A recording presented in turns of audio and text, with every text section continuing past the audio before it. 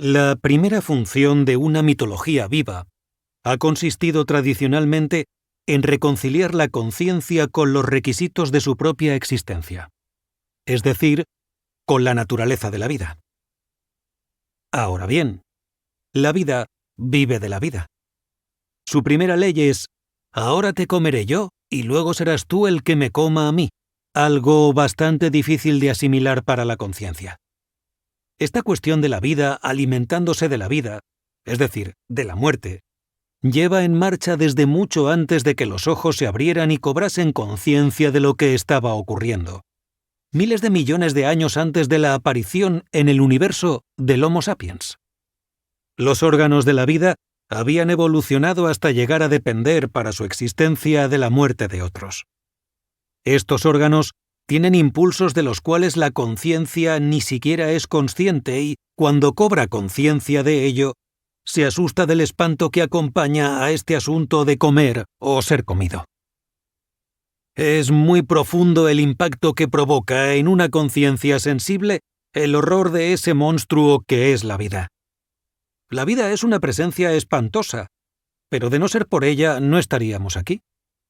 La primera de las funciones de cualquier orden mitológico consiste, pues, en reconciliar a la conciencia con este hecho. El primer orden de la mitología es afirmativo y abraza la vida en sus propios términos.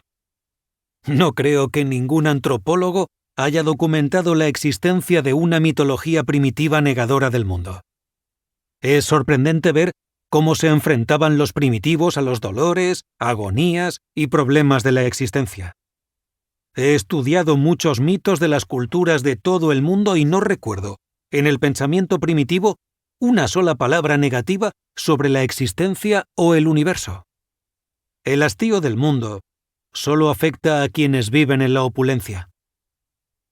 El único modo de afirmar la vida consiste en hacerlo desde su misma raíz, desde su fundamento más espantoso y putrefacto.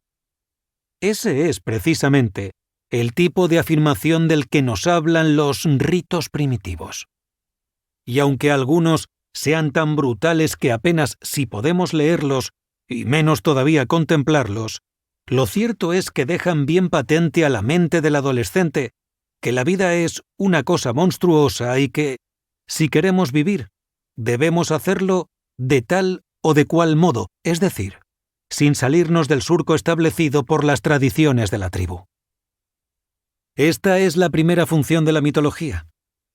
Pero no solo se trata de una simple reconciliación de la conciencia con los requisitos de su existencia, sino de una reconciliación amorosa y agradecida por su dulzura. Porque, más allá de toda su amargura y dolor, la experiencia primordial del núcleo de la vida es extraordinariamente dulce. Ese es el mensaje afirmativo que nos transmiten mitos y ritos tan terribles. Luego tuvo lugar, en torno al siglo VIII a.C., lo que yo denomino la Gran Inversión. Personas de cierta sensibilidad descubrieron que no podían seguir afirmando los horrores cotidianos de la vida. Su visión del mundo se refleja en las siguientes palabras de Schopenhauer: la vida es algo que no debería haber existido. La vida es un error fundamental, un error metafísico y cósmico, algo que a muchos les resulta tan espantoso que no dudan en alejarse de ella. ¿Y cuál es la mitología que aparece entonces para reemplazarla? En ese momento es cuando aparecen las mitologías del retiro, del rechazo, de la renuncia y de la negación de la vida. Ahí nos encontramos con el orden mitológico de la huida. Y me refiero a la huida real, a escapar del mundo. Pero, ¿cómo podemos dar voz al resentimiento derivado de ese horror de que la vida no nos da lo que creemos que debería darnos y poner fin en nosotros mismos al impulso de vivir? ¿Cómo podemos hacer caso al desencanto de la vida y apagar el impulso de vivir? Los casos del jainismo y del budismo primitivo ilustran perfectamente las mitologías negadoras del mundo y del cosmos que cumplen con esa función.